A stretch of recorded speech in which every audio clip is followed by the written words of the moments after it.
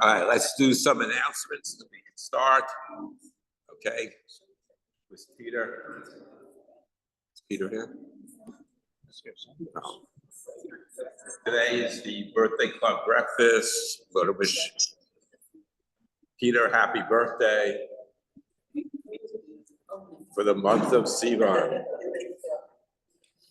Peter, I'm wishing you a happy birthday. Okay, let's do some learning announcements. Learning today, a year of learning sponsored by Ilya and Boris Kagan to merit Yortzeit on the 4th of Ilya's father, Yitzhak Ben Motel. And don't forget, we have coming up the Boulder game on July 7th. So please make your reservation for that. And July 8th is going to be Rosh Chodesh Lunch and Learn on that Monday. So we have back-to-back days. Something else, but offhand, I don't remember. Okay, Wally, whenever you're ready. Okay, good morning, everyone. The issue of burial of soldiers is not a new one. Unfortunately, there's a sense of urgency in discussing these questions because we're in the middle of a war in Israel right now, and this comes up, unfortunately, almost every day. Several issues. I have more questions than answers, perhaps. Is there a difference between burying your own versus the enemy soldiers? Returning bodies, or negotiating for the return of bodies? These are interesting questions, and that they're not new questions. If we go back, if you've ever read one of the classic Greek tragedy plays, Antigone, written by Sophocles, 400 or something BCE, where there was a civil war and two sons of Oedipus killed each other, and the new king did not want to bury them. And the sister Antigone is arrested because she tried to bury them. There was a whole discussion about the law of God versus the law of man, but the concept of using the lack of burial of soldiers as some type of retribution is not a new one. We had it again in terms of Churban Beitar in 137 of the Common Era, the last revolution against Rome, the last time there was a standing army until 1948, and they suffered a terrible defeat at the hands of the Romans, and Emperor Hadrian did not want to allow all the Jewish corpses to be buried. He left them out there to rot for many, many years, until eventually Antoninus, Hadrian's successor, allowed them to bury it. But it was many, many years. And in recognition of that particular event, we have the fourth bracha in benching, Hatov v'hameti. Hatov, that they were allowed to be buried, v'hametiv, and the bodies did not rot during that period of time. A miracle happened, or whatever.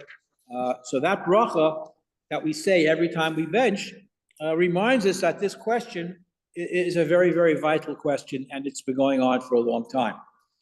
In terms of our contemporary situation right now in Israel, 4 or 5 years ago, Naftali Bennett, who was the newly elected defense minister at that time, reinforced a policy that the IDF should actively collect the body of terrorists that were killed in order to use them as bargaining chips to the return of killed IDF soldiers for trading purposes.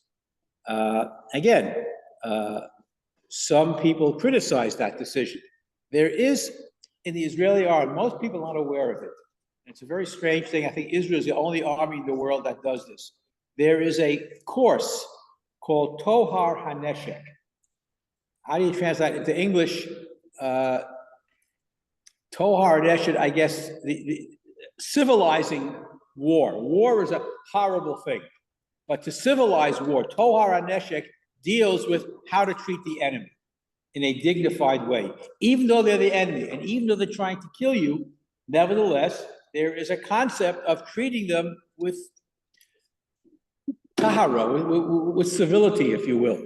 And that includes many, many things, dealing with the Arab population, dealing with enemy combatants, yes. Does that apply to a non-Jew?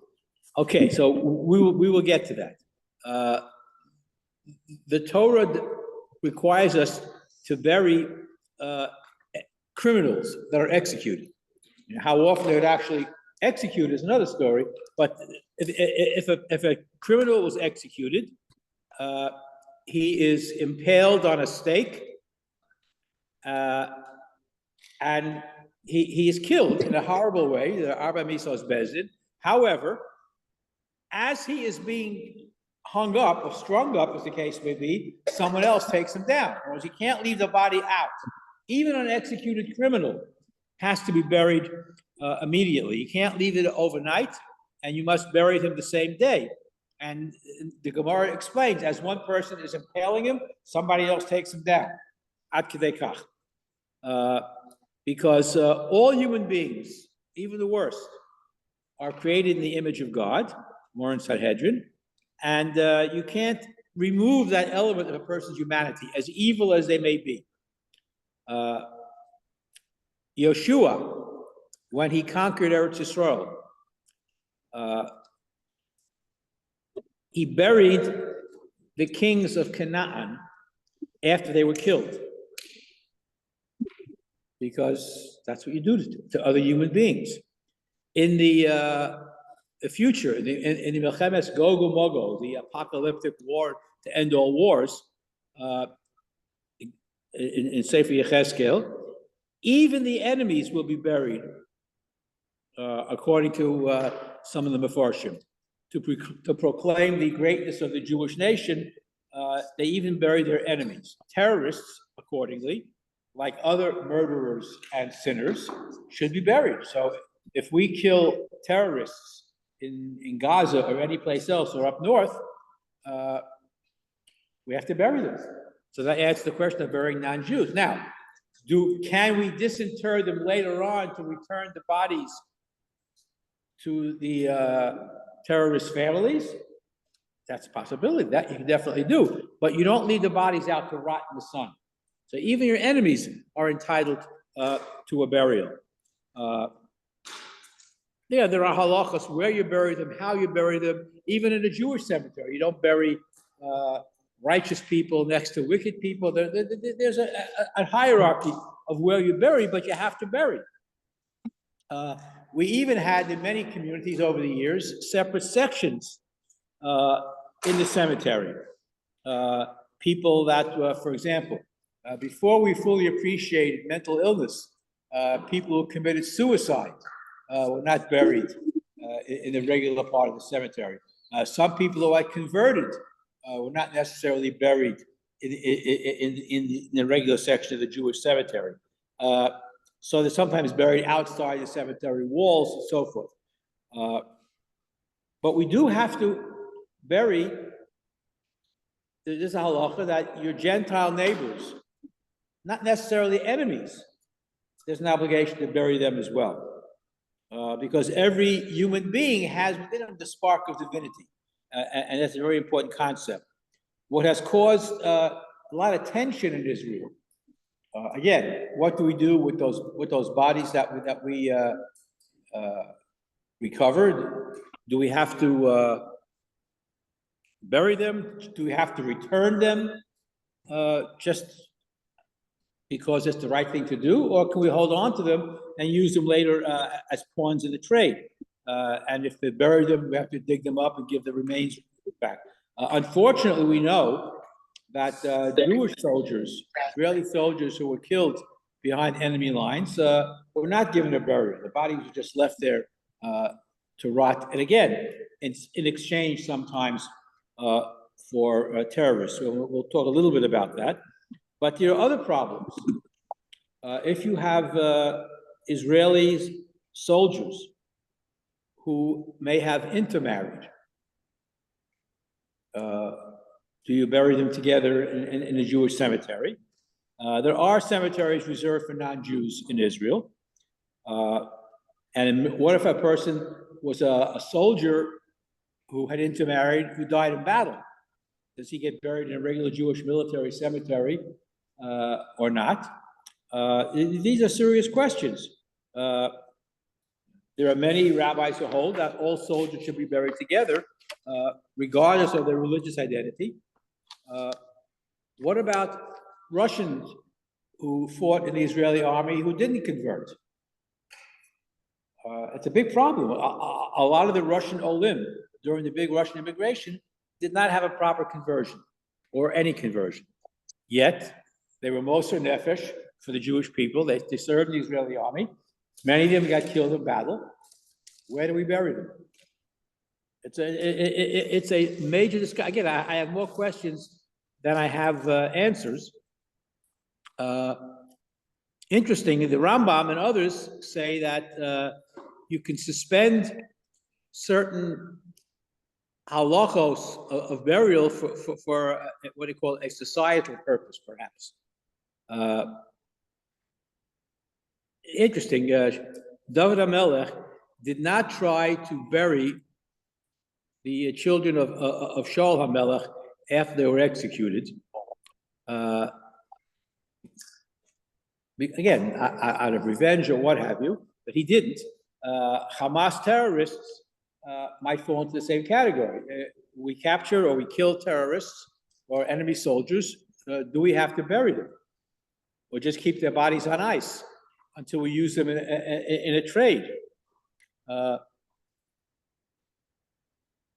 It's a serious problem because the Muslim fundamentalist enemies don't necessarily follow the same rules. We don't have to return the bodies right away, because by returning these bodies, how does Hamas regard a soldier who was killed in war against Israel? They're martyrs. They come back to a huge celebration. We don't want to glorify that. So there are many in the Israeli establishment who do not favor returning these bodies and holding on to them. Because they can be used. The chief rabbinate has to deal with these questions. There is also, by the way, a more delicate question. What happens, and this happens unfortunately too often, if you have, let's say you have 5 soldiers in a tank that gets blown up, and there's nothing left. What do you bury? You can't bury the whole tank. If you ever observed a military funeral, the caskets are always closed. So if they can identify who was in that tank, DNA or other things, but there are no physical remains per se, sometimes they will bury a casket with a sandbag in it, several sandbags. It happened to a relative of my wife's grandmother in World War II. He was blown up in a tank and there was nothing left. Jews and non-Jews soldiers in the same, there was nothing left. And they sent home a casket, probably with sandbags in it to bury, because there was nothing left to bury. In Israel, it happens too. The truck that was blown up last week with several Israeli, there wasn't much left. And who knows? We will never know what was being buried at that funeral. Unfortunately, the army has the equivalent of Zaka, and there's a whole unit of a Chevra Kadisha in the Israeli army who are tasked with doing these things, preparing the bodies for burial, recovering pieces, whatever is left, to provide a proper burial. But these are serious questions. burying soldiers in wartime. And terrorists, whereas it may not be an absolute obligation to return them, they should be given a proper burial, maybe to be exhumed at a later date to be traded. It's a serious problem. It's a serious problem. Shlomo Zalman Auerbach and other poskim says that it's an obligation for soldiers to risk their lives to recover the body of a slain comrade. We poskim that way, because if soldiers think that their bodies will not be recovered, that would cause a weakening of their spirit to fight. Nobody left behind. And that is the mantra of the Israeli army. And they will go to all, I guess, extremes to recover a Jewish body. During the actual battle, it's hard to do that. But after the battle is over, to recover the bodies to the extent that they can. The whole issue of exchanging bodies for dead Israelis began in the late 1990s. In 1997, there was a sergeant who was blown apart, who stepped on a roadside bomb, and there was nothing left of him. His head and body parts were recovered by Hezbollah, but the remains were later exchanged. Again, body parts were exchanged for 60 Lebanese prisoners, as well as 40 dead Lebanese soldiers. It's very bizarre. The remains of one Israeli soldier are worth 100 Lebanese dead and alive. It's just as an aside, they raise the issue of Jewish lives being worth more than Hamas lives, yet they're willing to exchange at a ratio that's very disproportionate, 100 to 1 in some cases. So they themselves acknowledge the fact that one Israeli is worth 100 Hamas fighters, or whatever the calculus might be. In 2004, the remains of 3 dead Israeli soldiers. What's that? I was going to just tell you that, just a comment, that when, after October 7th, Hamas was saying that they have enough hostages now they can make a deal. It seemed to be one of their motivations at the moment. Yeah.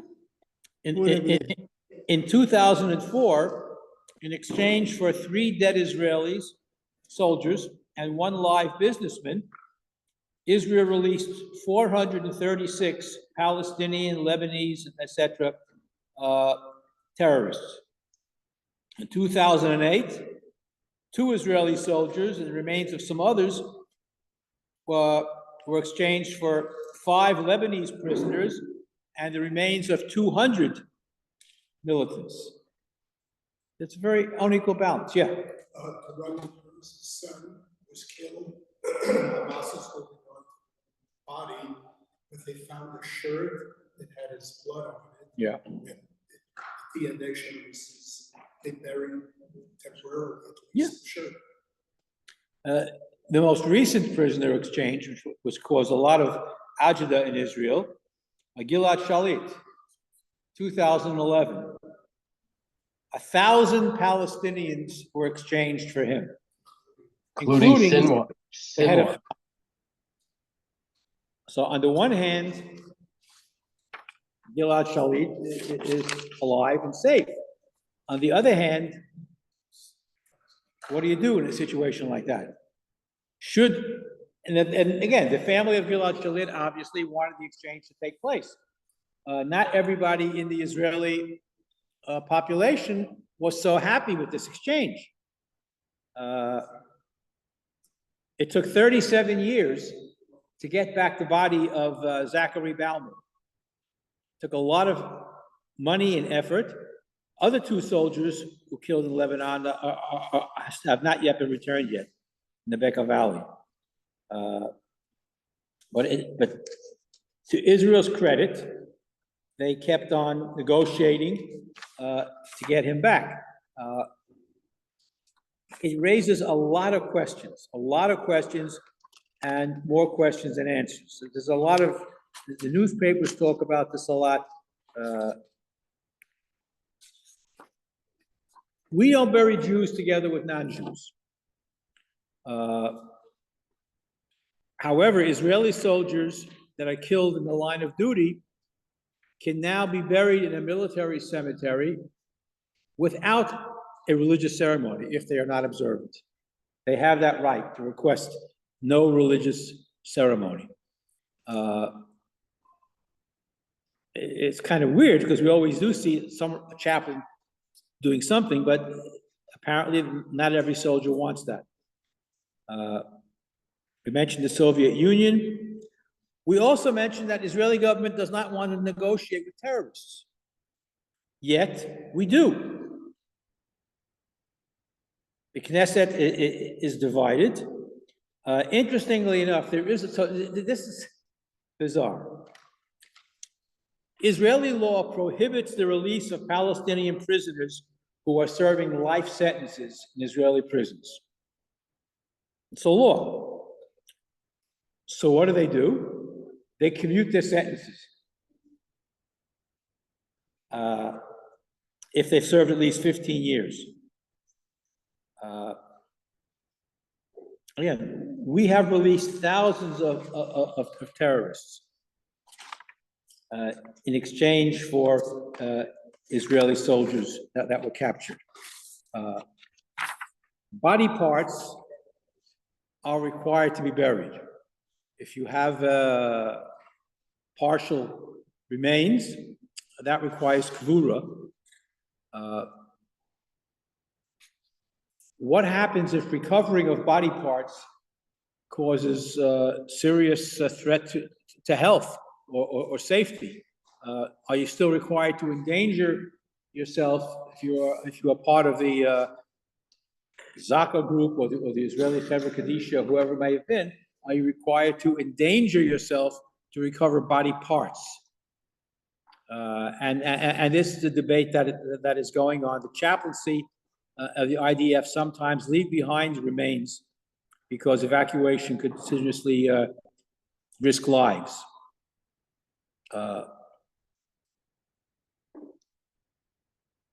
One of the most tragic situations is dealing with parents of soldiers whose bodies have not been recovered. The halacha considers a body as a vehicle for doing mitzvahs. And therefore, everybody has sanctity, every individual body, and therefore we do whatever we can. Zaka and their equivalent in the Israeli army does a tremendous job. The questions don't always have good answers. The halacha is very clear. Everybody, Jewish and non-Jewish, requires kvura. Body parts require kvura. Scraping blood off stones or trees. Unfortunately, it's a job that has to be done. Limbs, and the most horrible scenario you can imagine is something that goes on every day, unfortunately, when a person steps on a landmine or a target hits a tank or a truck, especially in the case last week when that truck had munitions in the truck that adds to the explosion, and there's not much left. And unfortunately, that tragedy hits home. I mean, we have a family in Shiur that's in Israel now with the family that they lost a cousin. Yeah. What did they do when they lost the submarine? I can't hear you. When they lost the submarine, what did they do? It's a big problem with the Dakar submarine. It was a big problem because the submarine is at the bottom of the ocean with many, many bodies there. And I don't think they ever recovered those bodies. I mean, if they could raise the submarine, do they bury the entire submarine? But it was a big problem. It caused a lot of grief for a lot of those families. Obviously, they're all dead. But there's no kvura. Sorry? Did they bury something? Or? Well, they knew where the bodies were. It's not a question of not having a body. We know where the bodies are, but they couldn't recover the submarine, the bottom of the ocean. So it was a serious halakhic question when it happened. It caused a lot of grief and anguish, and it's still for the survivors of those sailors. It's still a big problem. Yes. But you gave class many years ago on the following involving Kfura, where this Jewish man went through the Holocaust. He lost everything except one Jewish son who goes there in Israel. Many years go by, he comes to America, and it's in America or South America, and he marries a guy, and he has a non-Jewish son. Anyway, he ends up dying. Before he died, he tried to reunite with his Jewish son, and he was a multi-millionaire. He had $10 million to be inherited by the two sons. Okay? Bottom line was they couldn't come to an agreement of where to bury him, because the non-Jewish son wanted him to be buried with his mother in a Christian cemetery. The Jewish son was religious, said no way that can happen. And they couldn't come to any agreement until an offer at the end was made. That is leaving us $10 million, 5 for you, 5 for me. If you give me your $5 million, right, I'll let you bury him in a Jewish cemetery. So the question was asked, does he have to do that? Does he have to go as far as give up his $5 million? And the answer to that question was yes. Yes. Yeah. It's very interesting how far you have to go. And we learned this at the time. What's his name? Yes. But then we went to this. Oh, Yossi Shachnovitz passed away around this time. We learned this, right? And he was a person, Rabbi, I remember Rabbi saying this because I remember learning from the human, that he always went out to make sure that people were buried properly, that everybody had a proper funeral. Yeah, it's very important. I mean, it'll be amazing to see. I don't know if it'll be around when Mashiach comes and all the Jewish bodies go back to Eretz Yisrael. How many Jewish bodies will be buried in non-Jewish cemeteries that will somehow arise from the dead? Yes. You could mention about Jews and non-Jews. So you hear about not just the Russians that were not murdered properly when they came, but also the Druze that are in the military. Yes. So are they permitted to be buried in the military cemeteries? Okay. I don't think the Druze allow themselves to be buried any place else except their own place. The Druze have one of the most mysterious religions that exist. Nobody knows what their observances are because they don't tell anybody. It's somewhat Muslim, but not really. And they are very loyal Israelis. They serve in the army. I do not think that the Druze are buried in a military cemetery. I can't say for sure. It's a good question. But I know that they have very secretive religious practices. And so I don't know the answer to that question. I would think that they would not be buried in a Jewish military cemetery. Unfortunately, there are military cemeteries all over Israel. It's interesting that the non-religious Israelis somehow picked up the Christian practice of bringing flowers to the graves. I don't know if anybody ever noticed that. If you go to a military cemetery, at a Har Herzl and other places, they have flowers on the graves. That's a lot of Russians, perhaps, but I've noticed that even in our cemetery here in Westwood, some of the Russian graves have flowers on them. Not a Jewish custom, but clearly the mandate is every Jewish body requires kavura, and unfortunately, not always able to do it. Okay, they do have very good a separate section, in other words. Yeah. I heard that the wood is very good. Okay, so apparently Mount Herzl does have separate sections for non-Jews and Muslims who died serving their country. Very good. Okay, good to know that. Good to know that. Hopefully, the war will end peacefully. I don't know how soon that'll happen, if it will happen. And we won't have to deal with these questions anymore. But unfortunately, these are questions that vex rabbis all the time. I don't know, and I'll end, unfortunately, I don't have a happy ending. My personal feeling, and I'm not saying that this is the halakhic position, my own personal feeling is that I do not think that this conflict will end, ever, period. Because unless the fundamentalist Muslims are willing to give up their demand that Israel cease to exist, that's not going to happen. Israel is not going to commit suicide. The Muslims are dedicated to wiping out Israel and the Jews. And unless that changes, I don't see how peace is going to be possible, ever. I just don't see it possible. It's going to go on. Nobody is willing to make the concessions. Every time there's been an offer on the table, it's been rejected. Barak offered Arafat 98% of what he wanted, and he still rejected it. The Arabs do not want a two-state solution. They want a one-state solution, and it doesn't include Israel. And unless that changes,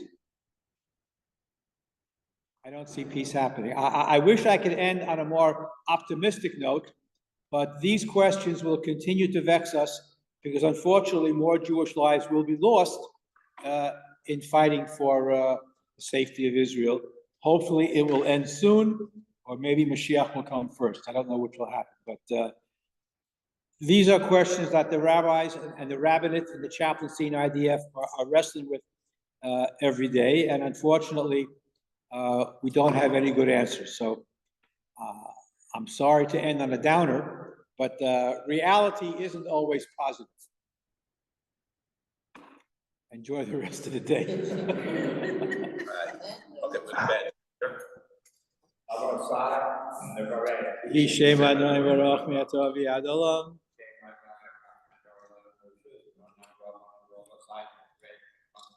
Baruch Shalom Aleinu.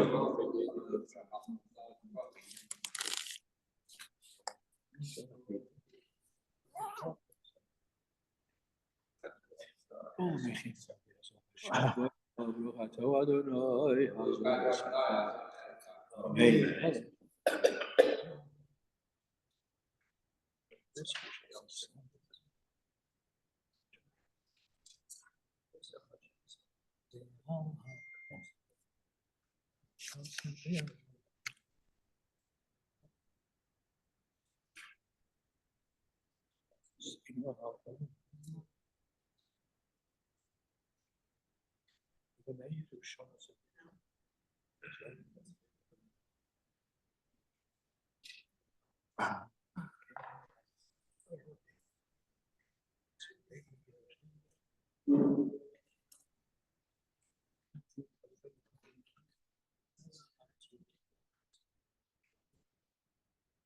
Equal to the Allah,